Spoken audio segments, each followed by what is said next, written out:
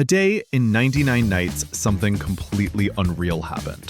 The base was covered with cakes, admin items were falling straight from the sky, a mega cultist appeared on the campfire, and the game even showed us a brand new flying creature that will arrive on November 22nd. And today, we're going to talk about everything that happened, why it happened, and who that mysterious creature is, the one that wounded the deer in the cutscene.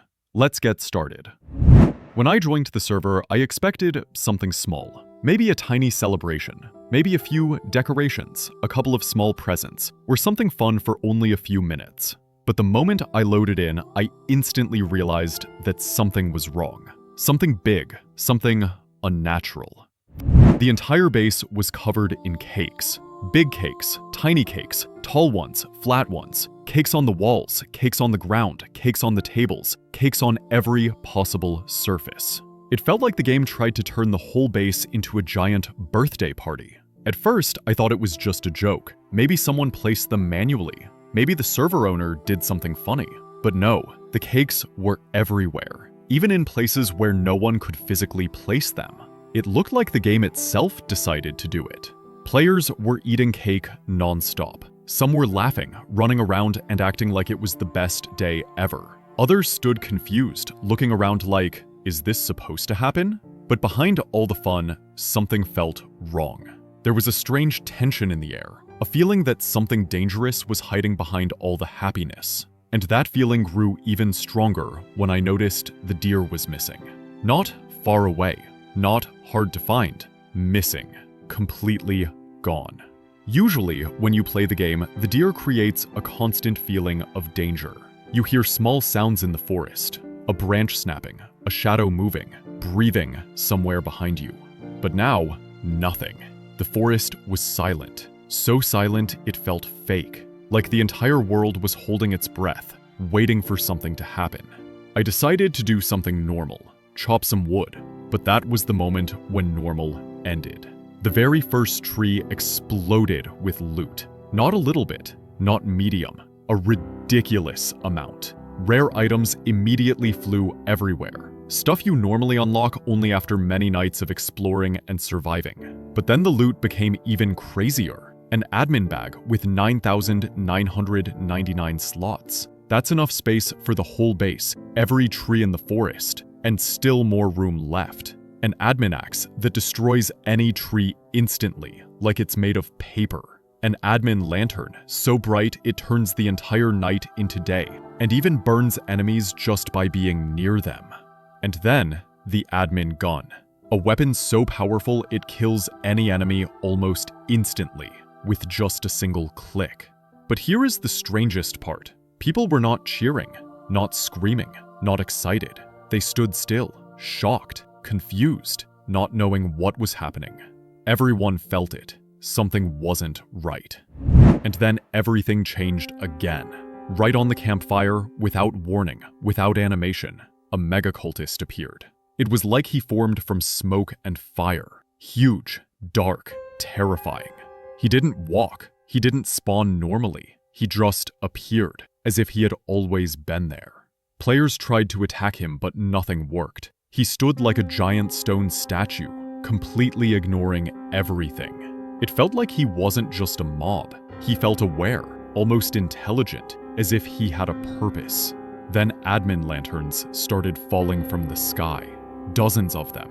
Like the game was telling us, use these. But the lanterns barely did anything. It wasn't enough. Only when admin guns started falling, raining down like a gift from the gods, the battle finally became possible.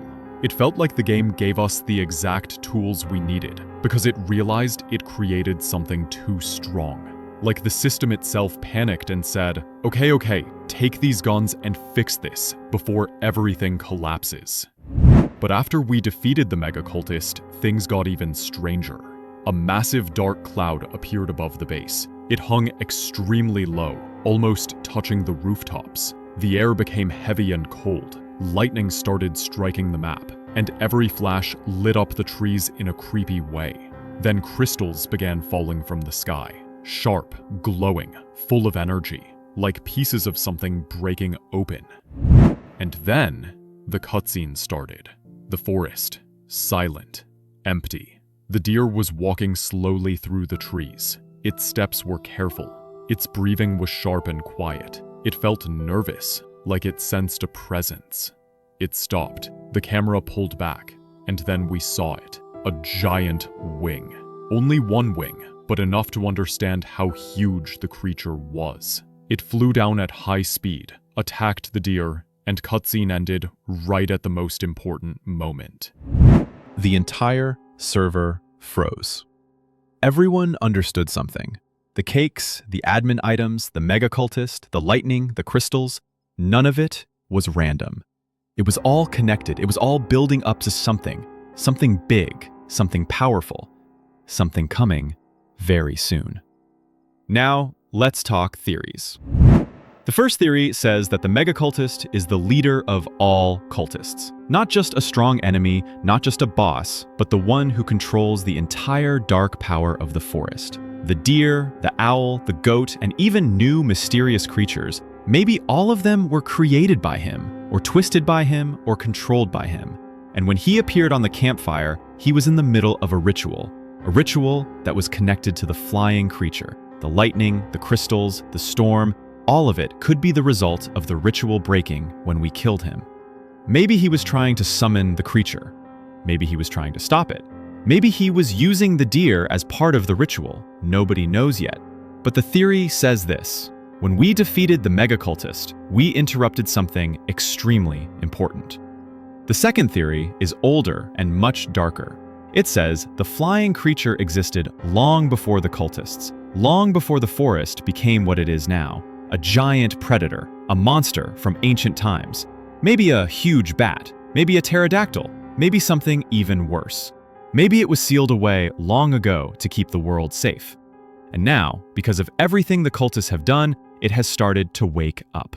The storm might be a sign of that awakening. The crystals might be pieces of its prison, and the deer might be connected to it somehow. Some players think the deer used to be a guardian, meant to watch over the sealed creature. Others think the deer escaped from the cultists and learned a dangerous secret, a secret that the creature does not want anyone to know. And that's why the creature attacked the deer. Not by accident, not for fun, but because the deer stands between it and its full return. The third theory says something completely different.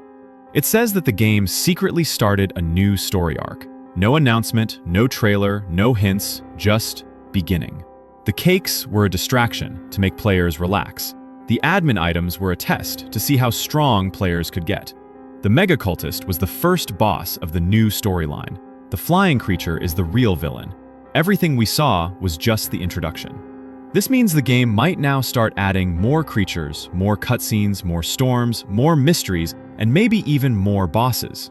When you combine all three theories, you get one big picture. A world that is alive. A world that is changing. A world where the mega cultist might be a leader, or a guardian, or a piece of a giant puzzle. A world where the flying creature stands above everything.